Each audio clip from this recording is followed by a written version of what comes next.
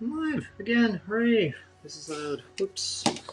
I am frustrated with.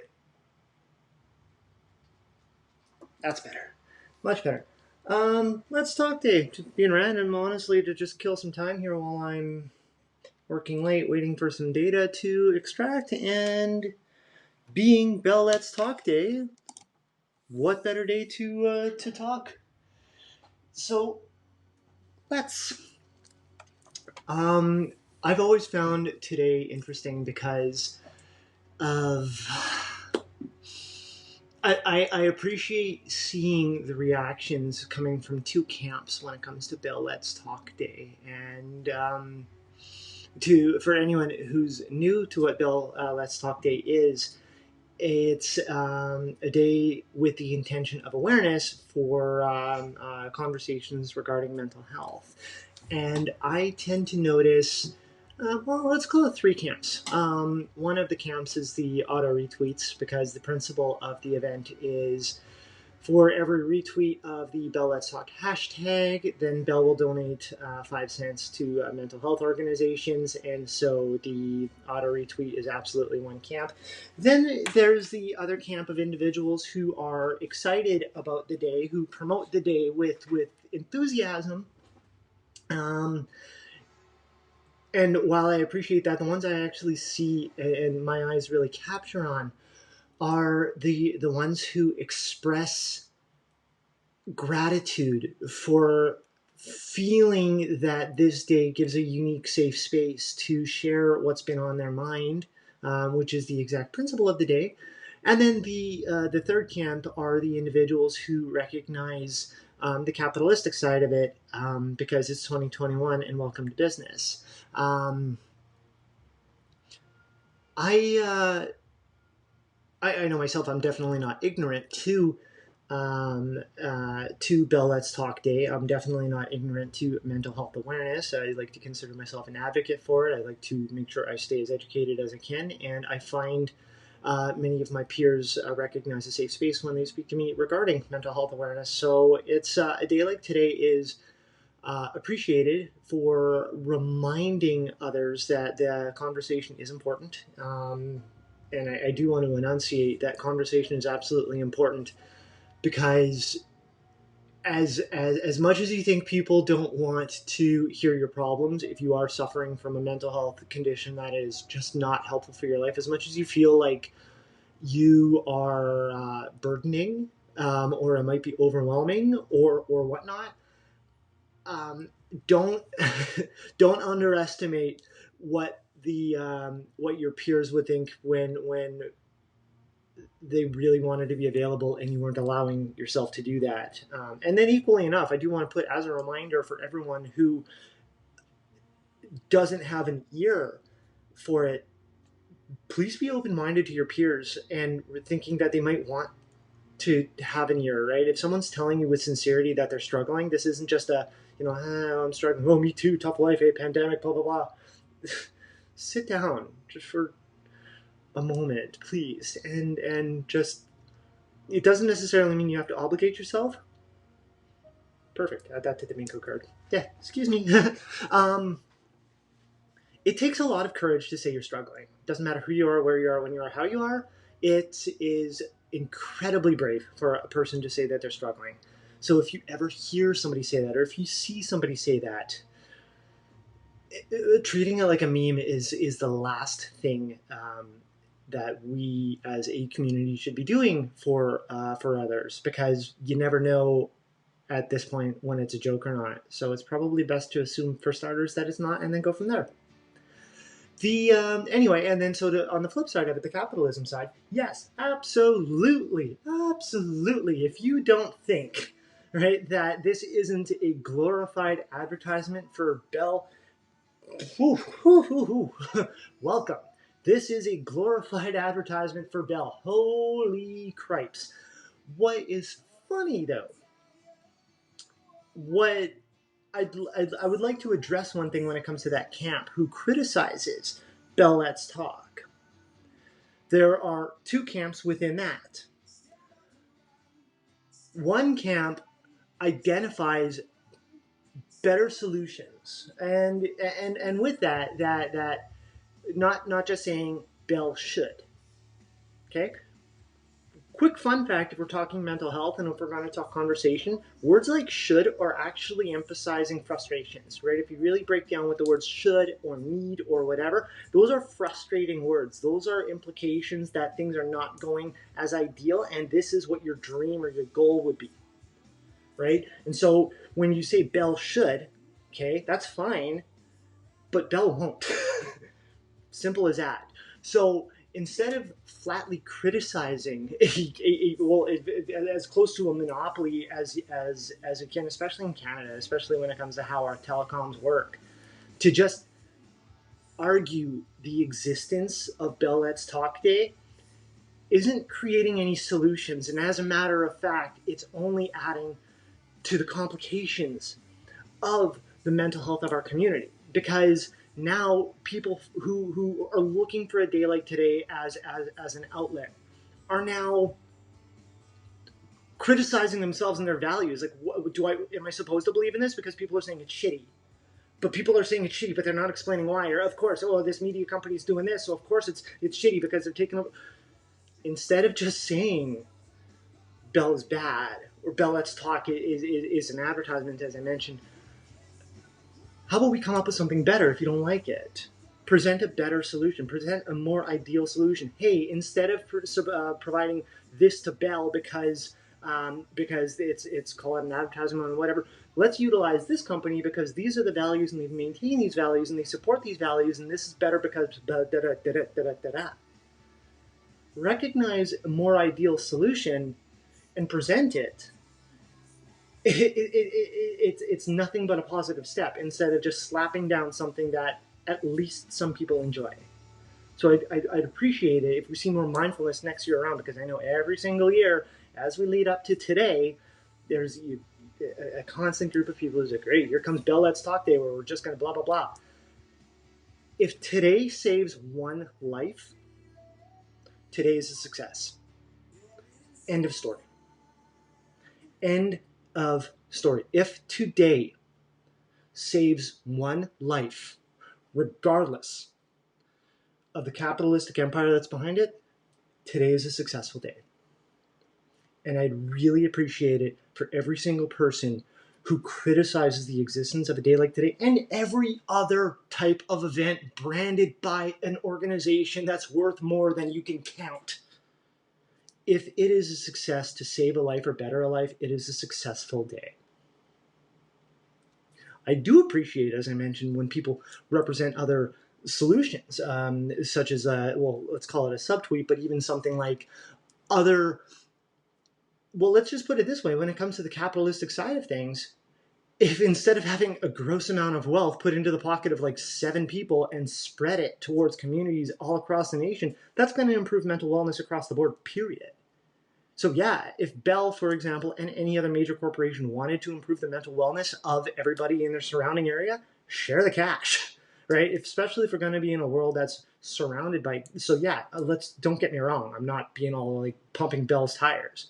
What I am saying is that if we're going to go ahead and represent a day like today, if you're going to shit on it, but show something better. Otherwise, you're shitting on it, and all you're doing is you're just dragging down at least the facade of something good.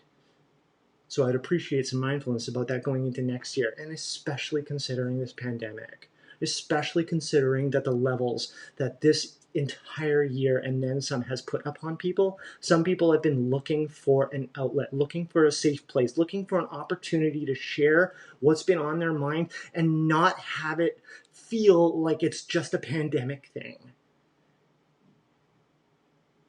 For the first little while, yeah, everyone's like, oh, the pandemic's getting kind of weird. And yeah, it was the weirdest thing. It was surreal across the board. And surreal's probably the most kind word I can think of it. And then it didn't take long before a lot of people were like, yeah, pandemic, and just shrugging it off without realizing what the long-term effects of an event like what we've gone through has happened. So I'd really appreciate generalized mindfulness going forward. Piss off some, right? I'm comfortable. I'm working on some data. I just got a text from a friend who's watching, apparently. My hair is in my face. I'm aware. I can see it.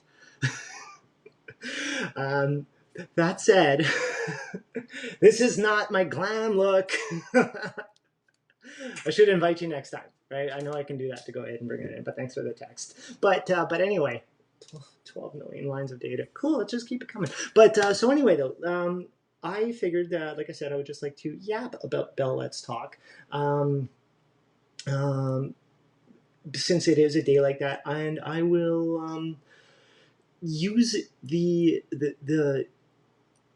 use it as an opportunity to maybe break the ice for some people who watch, might not be familiar with me, might be familiar with me, and hopefully just use this as a tool to inspire others, to realize that it doesn't necessarily need to be a specific day, because that is something that I don't like, right? And even when it comes to the pandemic, it is something that I've argued. This is why my hair on my hood was up. It was something regarding the pandemic that I've called out countless times, of especially when we're getting closer to like April and May and whatnot, and it was getting especially emphasized about taking care of your neighbor and be more kind and be more, check in on your friends, and you never know what they're going through and so on. And I've challenged it time and time again with, why does the world need to be on fire before people realize to start caring about others? Really, like, why does this concept of, I don't know when I'm going to see my buddy again, I don't know when I'm going to see my aunt again, fuck off. Voila. Oh, you're terrible.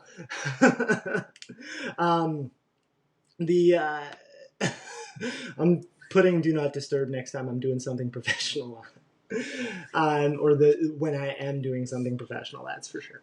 But with that, the challenge, right there you go. That it's so frustrating during the pandemic when all of a sudden people realize that there's an obligation to care. It was bad enough for people having to be reminded to wash their hands. That was difficult to grasp. The amount of money, you want to talk about money being invested in programs? The amount of money being invested in advertisements to remind people to use soap and water must be millions more than whatever Bell Let's Talk produces. It's got to be. I don't know the number off the top of my head, but there are a lot of goddamned advertisements about using soap and water. So to just have these events happen in our lives for people to all of a sudden recognize the importance of kindness really makes me wonder what's going to happen post-pandemic. Should post-pandemic ever actually be a thing? There's this optimism that it is. I'd like to believe it is, but it ain't happening in months. I know a lot of, especially in Manitoba. That's right. Thanks, Pally. But this concept of take care of your neighbor because you never know what they're going through. How soon is that going to end? Because all of a sudden, it's just going to be back to every person defending themselves. Not like we haven't seen that already with everything going on politically. So with Bell Let's Talk, it comes around, it's this once a year thing. And for me, it's the exact same thing when it comes to events like Valentine's Day, and when it comes to Christmas, and when it comes to any other type of holiday about love and gatherings and so on and sharing. That shouldn't be a situational event to be reminded of joy and wellness, to take care of others. That's a 24/7, 365 thing. It doesn't necessarily mean you need to be on guard all the time. But Bell Let's Talk Day isn't supposed to be the only day to make yourself available to hear from somebody who is struggling. Bell Let's Talk Day isn't supposed to be the only day to recognize that it's a good opportunity to reach out to a location if you're feeling suicidal. Bell Let's Talk Day isn't supposed to be the one day of the year for everyone to go ahead and remind other people that having mental illnesses are accepted, right? And are worth discussing and are worth looking for recoveries. Bell Let's Talk Day shouldn't be the one day of the year that gets everybody wired up about discussing mental health. It's frustrating. It's beyond frustrating, as a matter of fact, because all of a sudden tomorrow, this is done. This is what happens, right? People just go back to their regular lives. So I can only hope that, as I mentioned, that as time continues, people become to be more mindful about recognizing that if you don't like it, and it doesn't matter what it is, it doesn't matter if it's Bell Let's Talk Day, and if it doesn't matter what it is. If you don't like something, pissing and moaning about it and leaving it at that does nothing but make you look like just a whiny jerk. Show a solution. And it doesn't necessarily mean to be the right solution, but show that you put effort into saying, this isn't valued. This is something, though, that does appear to have value, and I'd like to see this instead. Right? Because, like, if you don't like it, show what you do like. Help. Help. That's all it is. It helps. So I'd love to see more mindfulness with that. And then furthering, like what was commented just a few moments ago as well, is that this isn't a single day, right? This isn't just a one-off event. And the same thing with our pandemic that we're going through. This isn't just a one-off event that we're going to be able to wash away. These things that we've all gone through for the last year, and a bit depending where you're from. What was it, November 2019? So depending where you're from, it's been more than a year. But the importance of caring as a higher priority of your day, and also allowing yourself to be cared for as a higher priority of your day can't start and end on one instance. So I can only cross my fingers to that. I'll share a little bit about myself because I can. I don't know if many people have recognized that I am very much a fireball. I am a hot mess right now, but that's life with what I do with work. But I've always had this type of personality inside. Always. And always grew up being told, oh, right, bring it down. And then to get that compounded with being trans and growing up in an ecosystem where being trans wasn't overtly wanted, needed, accepted, understood, right? Like, let's carry on with that. I was born in 1981, so let's just put that into perspective as to where my information came from, or lack thereof, and then just the ecosystem altogether. So I've always had this built in me, but the problem that I've had was also not accepting what this was, because I felt like if I was to let it out, I wouldn't be accepted. And that really ate away at me. I have to absolutely reiterate for anybody watching and anybody who's ever been curious, it's exciting or to think that in a past life, trans was referred to as GID, gender identity disorder, which was essentially a suggestion that it was a mental illness, and then that got removed, right, with replacing it as gender dysphoria and some other terms like that. But dysphoria, typically as a definition, represents discomfort, and by discomfort, that's not really like anything close to a mental illness. It literally is just something being out of phase, right? Like, you can literally have dysphoria by sitting on the couch, and that's because your genes are chafing you, by definition, right? Dysphoria is discomfort, to summarize it.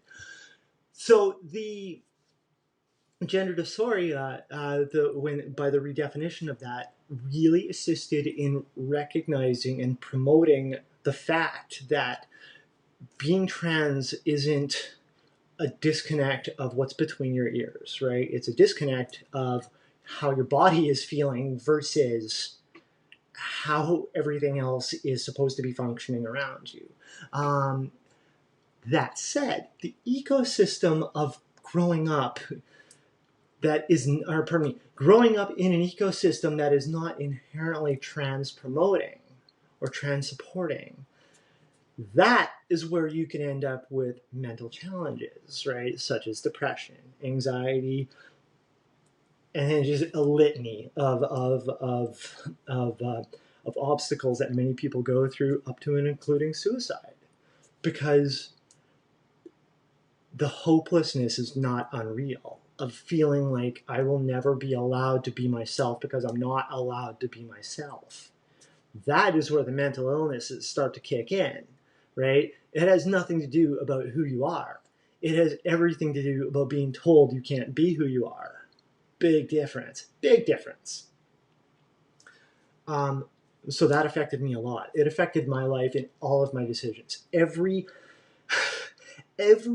single thing that I have done in my entire life since I've been like 4 or whatever it was, whenever you start remembering memories, every single thing that I have done has always had noise.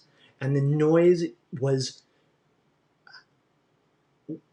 how do you live this authentically? I can't even articulate. If you're trans, you know exactly what I'm talking about. And if you're not trans, there is no way I could explain it. But there was I saw it on a TED Talk, which explained it incredibly well. So hopefully I can help describe it for anybody who doesn't understand the noise. And the exercise was pretty straightforward. So let's go along with me here. Imagine yourself on a stage, okay? And in front of you is like a display with a problem, a very basic problem, you know, like not advanced math, but enough that you kind of have to think about it with a little bit, right? But a very simple math question, and then you go ahead and you have to put that math question into a logical statement, right? And I shouldn't say logical statement as in like computer terms or something like that, but it was like literally just a sentence, right? Of trying to incorporate that in just basic English or whatever. So you had a student, right, or a subject or whatever, having to solve this problem. And as they're starting to work on it, somebody started talking into their ear. But they still had to get it done within a certain period of time. And then another person started talking in their ear, just talking, nothing intentionally distracting, but just chatter. And then 2 other people showed up and just talked more. And all the while, this person had to block out those others who kept talking louder and just different topics while trying to solve. So anyway, this person eventually solved the problem, but way longer than if they were just left alone. That's an example of what was a day in the life. That every single thing that I did was wondering if, when, how, why I would allow myself and be allowed to be myself. And then that would affect my friendships, right? Because I'd be questioning trust with others. Everything that I did was studying others, studying, like, I can read an individual from a mile away just from seeing a twitch in the eye, because my safety was always considered, right? My obviously my relationship with my family is debatable at its finest, and that in itself is because I didn't feel I was in a nurturing ecosystem, and so I'd always be trying to figure out, like, why am I not being nurtured, right? And when you're a kid like that and you feel like you've grown up, you know, nothing unlike a houseplant, you have to ask yourself questions. Same thing when it came to school, right? I'd be wondered if I was ever going to be protected, if I ever needed to be protected. But how do you get protected when you're not understood? Just everything, right?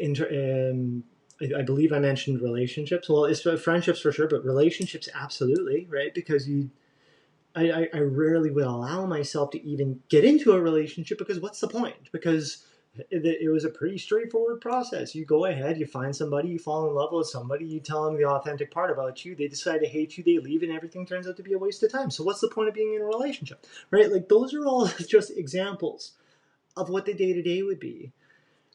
And it would just become more and more and more and more draining, because all you wanted to do was be you, and you never felt like it was ever going to be an option. And all the while you're trying to feel that, you're getting yelled at nonstop.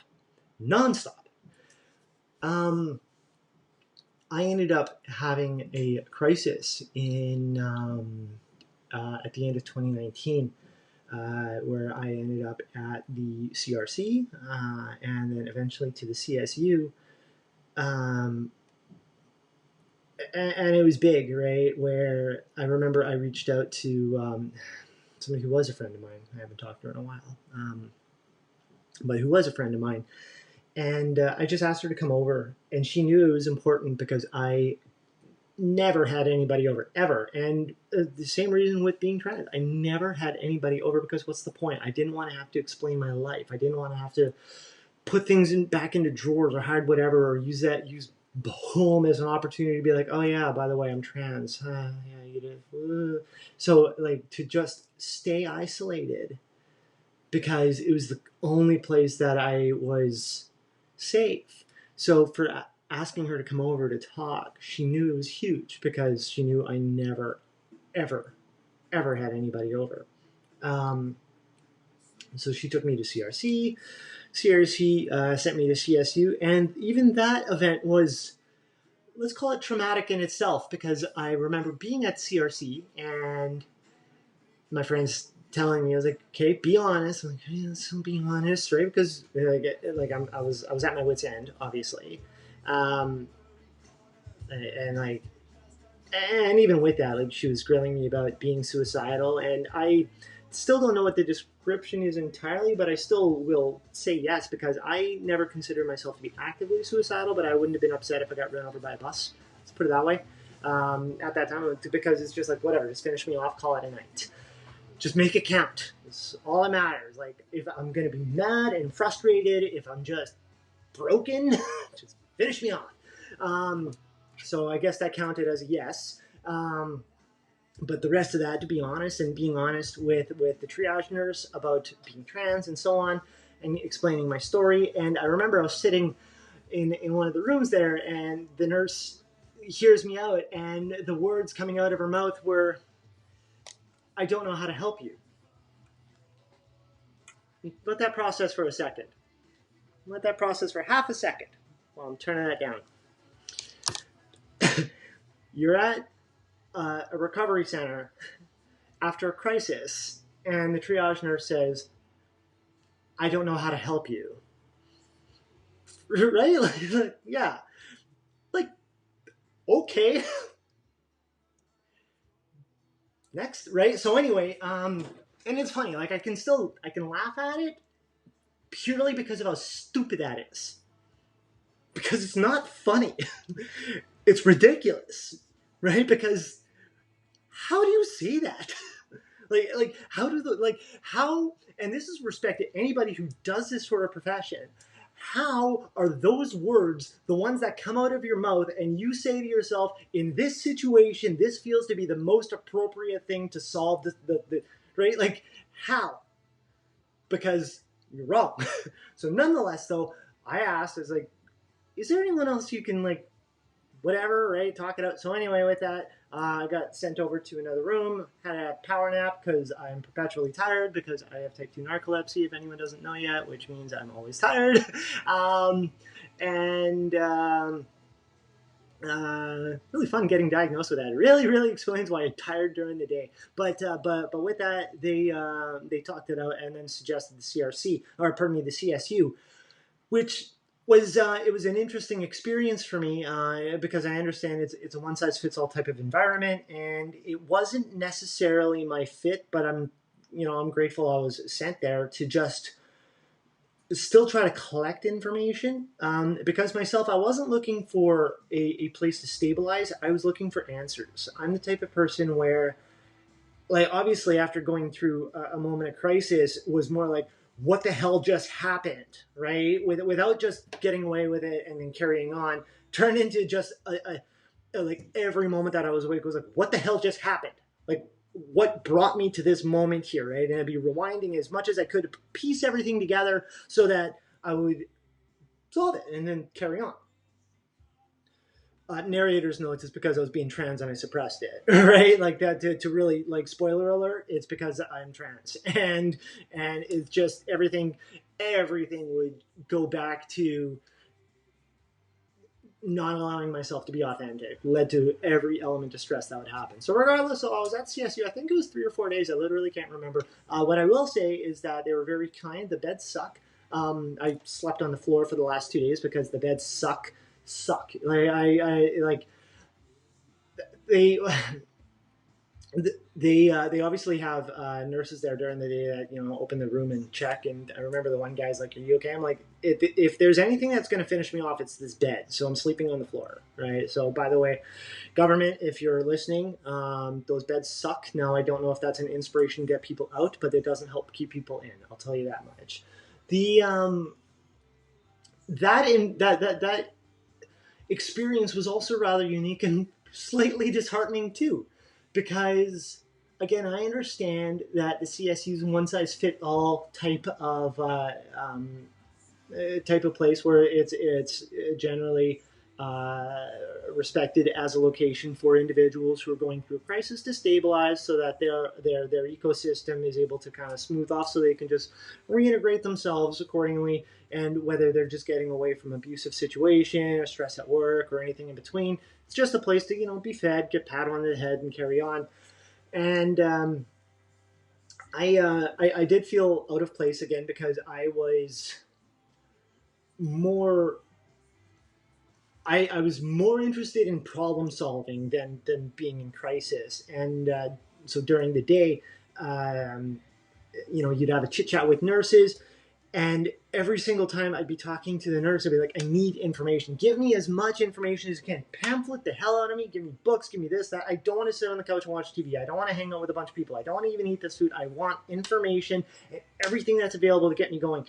And ultimately, there was one nurse who just gave me just a whole bunch of brochures and whatnot. I'm like, "Thank you." Actually, it was about this much, right? Like, right? It'd be like, "Here you go." I'm like, "Thank you," right? So, and I studied the hell out of it. And what I enjoyed out of that information was a lot of it was stuff that I knew. And I'd be going through it, and I'm going through it, and I'm going through it, and everything's fine. But the moment that was just an element of clarity was a page about asking for help. And this kind of goes full circle to the topic, because I'm going through all the exercises and this and that, breezing through and breezing through and breezing through. And the one page that stumped me, that made me realize, and I told myself, I'm not leaving here until I'm able to answer this, was a page about asking for help when you need it. I've spent my entire life doing everything by myself because I've never trusted others enough to be part of my life. And especially in an intimate way. Like, sure, can you go ahead and carry these groceries? That's one thing, right? But to even empower somebody to say, "Hey, I don't have time to go get groceries. Can you do that?" I can't. I can't see myself in a past life doing that, and then whatever comes of it being okay. And that's the type of person that I was. I did not trust anybody because I could barely trust just myself and everything around me. And so that one page in those pieces of information stopped me. It took me a day to figure it out. And I'm not saying that was the golden ticket for life, but it absolutely was the key that I was looking for, that finally got me out, that allowed myself to get out. And go back home so that I knew what to work on and what to study. And I was really grateful for that too, because the previous day I remember another nurse there, beautiful lady, right? Like, I can tell she has a kind heart. And we're just doing the daily chit chat about, "Okay, how are you? How whatever." I'm like, "Oh, da da da, etc." And I was explaining that, "Listen, I need information, I need whatever." And I remember that she's well, I was pointing out, like I'm trying to whatever, and the words that she said that stuck with me, that really resonated with me, where it was, "Just relax, you know what you're doing." Just, just, do you, like, does hands up if you recognize where that is an issue, right? Like, if I knew what I was doing, would I have even been there in the first place? No. Just throwing it out there, probably not. And just relax. I've been 3 or 4 days removed from home because I was on the puddle of my floor crying into my friend's arms because I had no idea what I was doing with my life. Just relax. Okay, on it. See you in 6 months, apparently. So anyway, I ended up getting that information. That helped a ton. Took me out. And then as soon as I got home, I was going through all the pamphlets and the brochures, and I was calling everywhere that was available. Obviously, I was looking for where the price was right. Took advantage of that. I was already starting to be part of a program at clinic, so I just inquired about some more programs there. Took advantage of programs over at CMHA because that was free. CMHA was really liberating for me because of the types of classes that they had. When I was at the CSU, that was a door to participate in something at, I think it's the U of M, called UFIT, which was a very academic style DBT course, which 100% did not fit with me. Sitting in an auditorium, hearing somebody talk of very basic, to me, principles of overcoming challenging emotions was again it was not a fit. And it's funny, I spent more time wondering how the program was developed and what the well, I know how the program was developed, I should say, but wondering like what the information was compiled as this is the right solution, because it's going to benefit X amount of people, versus somebody maybe just sitting in a boardroom saying, I think this is a great idea, we should do it. Curious how that type of stuff happened, because when I was in the course for as many days as I was, because I didn't even complete the thing, right? I think I was in there for like 4 days. I'm like, I can't do this. It's just absolutely massive waste of time. I'm gaining nothing out of this by being advised to do this, that, and the other thing. Not saying that DBT is invaluable. I actually 100% stress for anybody who's ever looking for behavioral therapy to manage their emotions. 110% recommend DBT. No question. The challenge with that, though, is that the reason why it was difficult for me to be in that course is these are all things that I've already known. I've understood. I've studied. I've been looking on this constant trek for a reason to care. That was my thing. My thing was looking for a reason to care. And it's difficult to explain by just in that sense. But like I said, that I had all the tools. I've been and have all the tools. I've been in just in relationships in every angle of the word, right? Whether it's friendships, intimate relationships, working relationships, business relationships with individuals who I've known who have had mental health concerns. For myself, like I said, I've known that I've struggled with my own emotions, especially when I was younger and growing up. So these are all things that I would look and reflect, right? And utilize to go ahead and make every engagement as positive as possible.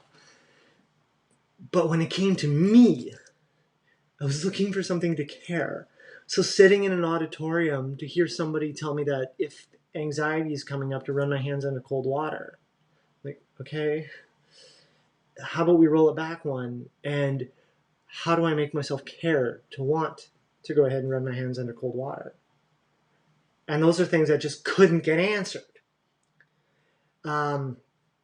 Participating in CMHA, I enjoyed. This will be a plug for them, because the learning center environment was like borderline classroom, boardroom type of stuff. It was significantly more casual, which I appreciated. It was less talking face to people not paying attention, and much more integration between facilitators and students. So I really do recommend it. And so that is my one plug for CMHA today. And I participated with a lot of events at CMHA, and especially when the pandemic really fired up, and they would have online sessions, and I would just participate online while I'm working from home. Right, it was just nice to be logged on and carry on. And a lot of times I found myself communicating more than absorbing, and just like with anecdotes of my own and whatnot. But I really appreciated hearing the voices and hearing what other people had to say and so on. But even then, during all that time, I'd go into every single course, looking for something to make me care. And spoiler, it's because I wanted to care about myself. It wasn't about looking how to care about myself. I wanted to care about myself.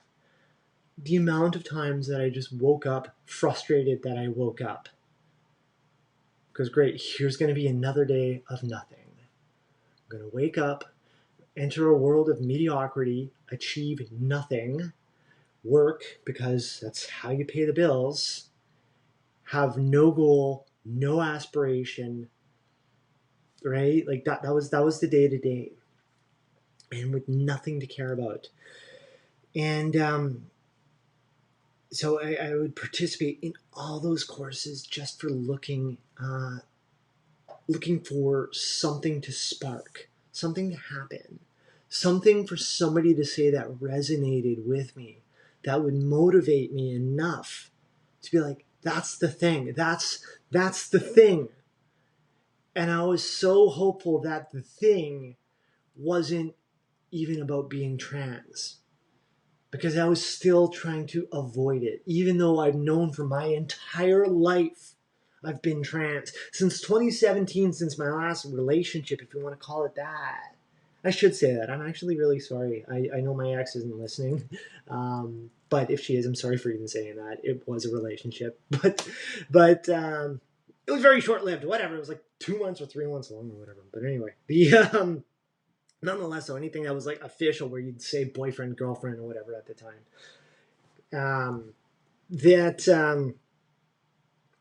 it was after that relationship that I told myself that I'm tired of packing my life away. I was tired of putting Taylor into drawers, tired of putting Taylor into totes and going under the bed or whatever. I was tired of that. So it just got to the point of, at least at home, accepting myself. And even if it wasn't accepting myself, it was literally just not putting shit away, right? Like it was just there. But I still, like I mentioned, ultimately in denial, because I never felt like this world was going to just let me in. So I would continue to go to these courses looking for something to just tell me to care. And anecdotally, to use as an example, my athletic therapist, for example, a long time ago when I'd be seeing her, I was having issues with shin splints when I'd be running. And myself, in terms of like a body type, I've got very high muscle tone in general, so shin splints was not uncommon to happen. Run like 50 feet, all of a sudden shin splints. But so of course that being a concern, and so I'm on a treadmill at the shop there, and I remember that one time she mentioned the next time that I saw her, that she's like, "You're heel stomping all the time. I hear you down in my office." And it was from that right there, her saying heel stomping. I didn't even ask more about what that meant. I just put it in the back of my head. But heel stomping, I'm like, okay, hang on, what's that? And so when I got home, hop on Dr. Google and find out what heel stomping was referring to. And heel stomping, when it came to running, was just about form. And then I read more about form, and then form led to cadence and learning more about cadence, and then so on and so on. And as I learned more just by those words about what a more ideal form is to running, never had shin splints ever since. Ever have I ever had an issue with shin splints just from hearing her say heel stomping. And so with that, it really was a good example of what I was looking for at CMHA, to just hear somebody give me something to care about. Eventually, at the end of May, when George Floyd got murdered, that was when things started to care. Because I realized at that point I needed to use my voice. I've always had a strong voice, and I know I've always had a strong voice. And then to just finally say enough's enough, right? Where this was an opportunity that I had to share um, myself and use the momentum of where the world was going about demanding more inclusion, more diversity, more equity. Um, Everyone in a past life knew me as a 39-year-old white athletic Canadian male, top of the food chain, right? There was nothing I couldn't do. I was like, I had more privilege than I knew what to do with. And I figured I have a responsibility to speak up. And that was my moment. That was my care. And with respect, of course, to the Floyd family, I've got a lot of gratitude for what that name has brought to the world, because I wouldn't be here without that event. And by I wouldn't be here, I can't even say with confidence that I as a person would be here, because I was fading. I was fading so hard and just becoming more and more hopeless. And to realize that this is my time, right? This there's no better time in my life to show others I care enough about me, and I care so much about me that I want to make sure that others who are growing up in a similar situation don't have to experience the same type of life that I've had. And so I came out socially on my birthday, which was shortly after. It was on June 7th. And I shared it with work, with a couple sports leagues I participate in. And I even remember I was speaking to a couple friends, very close friends of mine, before I came out, looking for support from them, or not even looking for support, but just asking if I had it. And like, bottom line, it was going to be happening anyway. I would just like to know if I had had a little bit of backup if I needed it. And I remember one of my friends asked me, if I'm ready, and also all I had was like, fuck no, right? But do I have a choice? Right? I don't have a choice. It doesn't matter if I'm ready or not. It absolutely has to happen. And so I came out to sports leagues and work, as I mentioned, and obviously I had to unpack that, and started to see positive feedback from work right away, and in the sports leagues as well, and then all of a sudden those feelings of hopelessness started to go away, because people who aren't just your friends are now telling you that, hey, like, come in, everything's okay. And the like I still reflect on it, because it's an experience that I'd love to say that you got to experience it to know what I'm talking about, but it's an experience that unfortunately shouldn't have to be experienced, if that makes sense. And so with that, uh, the hopelessness was starting to go away. There was still a ton of uncertainty. There's no question about that. But to know that that first step actually isn't as bad as it sounds like was a huge relief. And then time just continued. And what was funny with that is things mostly stayed on the DL, because it was still just carrying on with life, right? But I at least told a few people. Like, I had no plan. I had nothing in my head, nothing at all. Even as a matter of fact, I started HRT on, or I started at my first appointment at clinic. I think it was October 28th.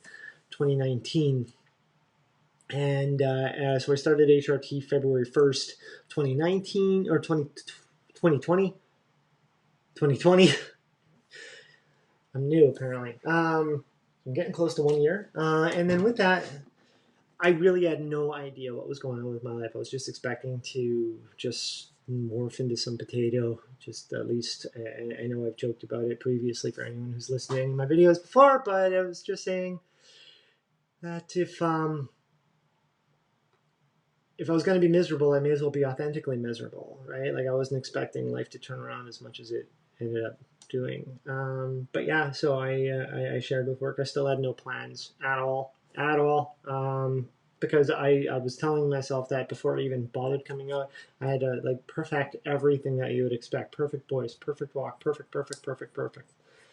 And then the Floyd incident happened, and that changed because I realized I needed to finally address what I knew my real calling was. And then that happened. And then as time carried on, work shared with the rest of the office, and all of a sudden just started to get so much more positive feedback from my coworkers now, not even just from my employers, right, but from my coworkers to praise me, right? And it's not from everybody, but the best part is the worst thing that I've heard from anybody at work is nothing.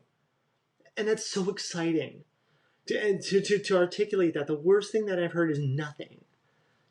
And that's, to me, incredibly meaningful. And at this point, I'm sure anybody's fully aware about what anything worse than nothing would end up going like anyway.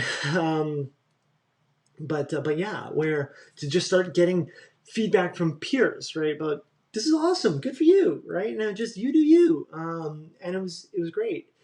Time, of course, moved on, and then things went downhill after I shared with my family, as expected, and that really was the X factor. That was the moment that I turned into a fireball. That was the moment that, as soon as it happened, I couldn't change my name fast enough.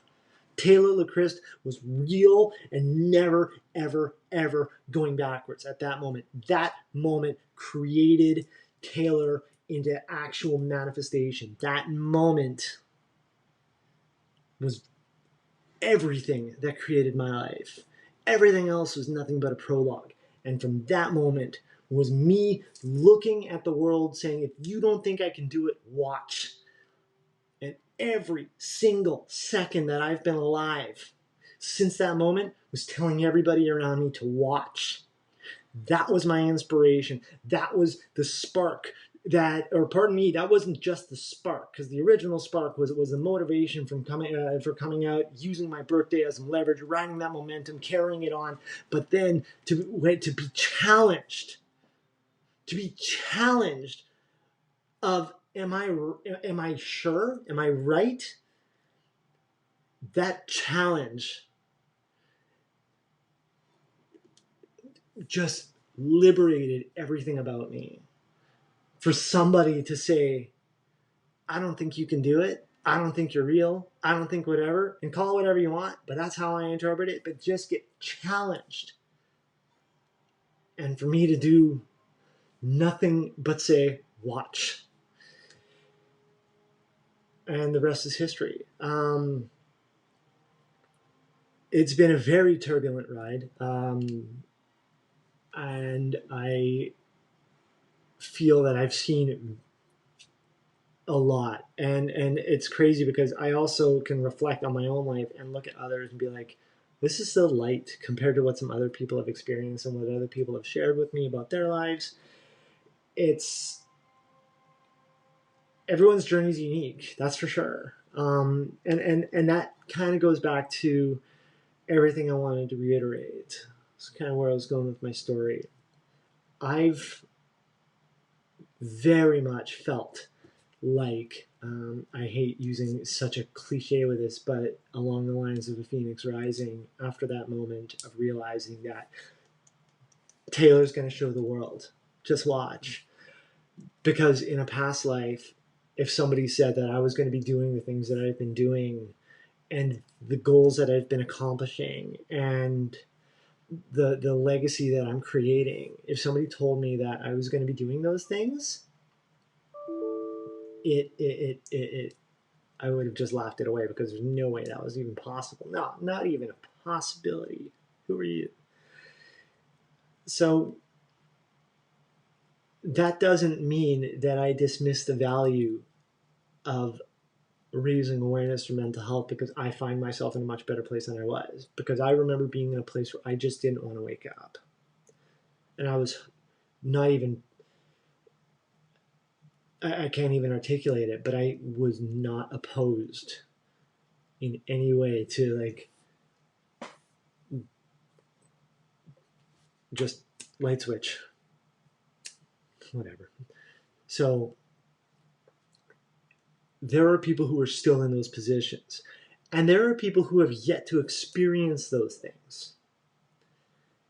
So when it comes to something like Bell Let's Talk Day, if you want to denounce it because of the capitalistic side, I appreciate that. And as a matter of fact, I encourage it.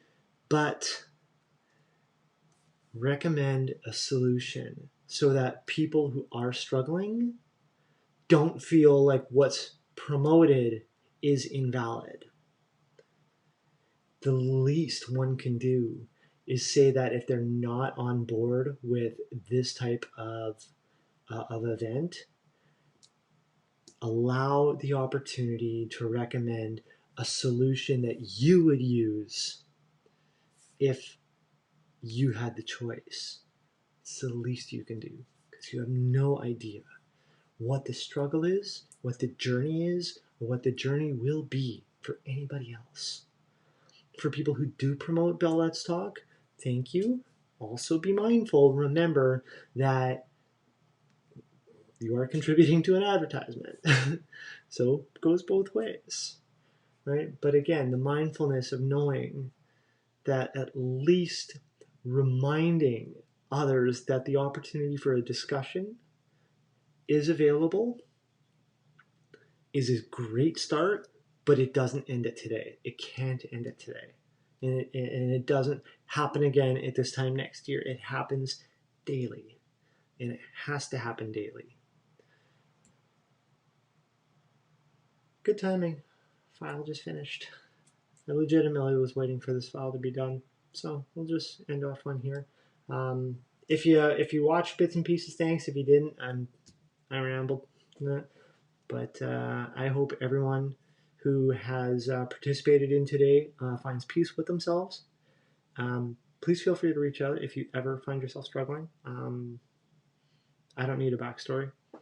I don't need a backstory. I'll be more than happy to offer you advice if you ask for it, recommend solutions if you're looking for them, and just be an outlet if you need someone to squeak to. So leave it at that, and I hope everyone else has a pleasant rest of your day or night or afternoon or evening or whatever it is whenever you're watching this. Okay, bye.